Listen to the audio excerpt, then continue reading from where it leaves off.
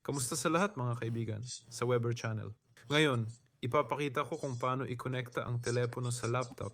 Para dito, kung Android phone mo, hindi na kailangan mag-download ng kahit ano. Kung iOS naman, kailangan mong i-download ang Windows app sa App Store. Ganyan. Pero sa pangkalahatan, ginagawa ito sa settings. Pumunta sa search. I-type ang settings dito, tapos buksan ang settings. Dito, i-click ang system. Dito, i-click ang projecting to this PC at iset ang mga settings tulad ng sa akin.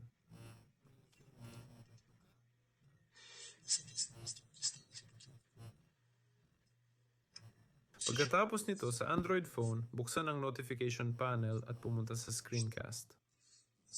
Pagkatapos, lalabas dito ang device mo, pero kailangan kayo pareho nakakonekta sa isang Wi-Fi network. Pagkatapos, lalabas ang device dito at pwede mo nang i-connecta. Yun lang, si Ever ito. Paalam sa lahat.